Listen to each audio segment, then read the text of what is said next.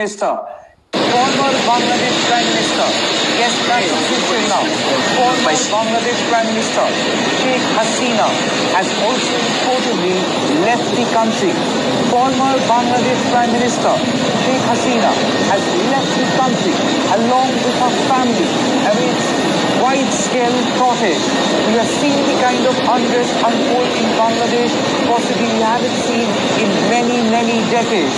Bangladesh, the Prime Minister of the country, Sheikh Hasina, who has been a Prime Minister for the fifth term in 2024 itself, came under massive backlash for quote-unquote dictatorship, quote-unquote not being empathetic, quote-unquote not being communicative, quote-unquote trying to throttle down the voices of the student.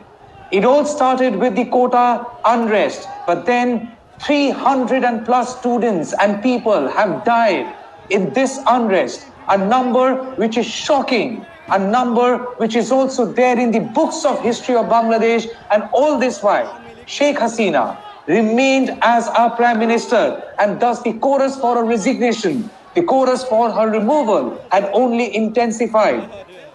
Students had strongly protested against her continuation as the Prime Minister of the country when so many people have lost their lives to bullets. Literally, there are visuals where students, while protesting, had shown the dare to even confront the forces, and the forces had used excesses, no denying about it. The forces have used excesses at whose instruction, at whose behest? It's a question that Sheikh Hasina must answer.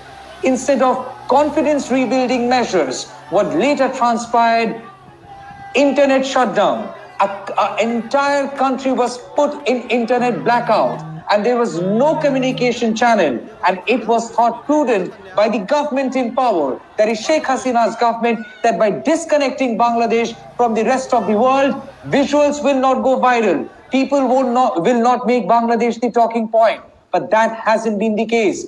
People kept on talking about Bangladesh. Students kept on talking about Bangladesh.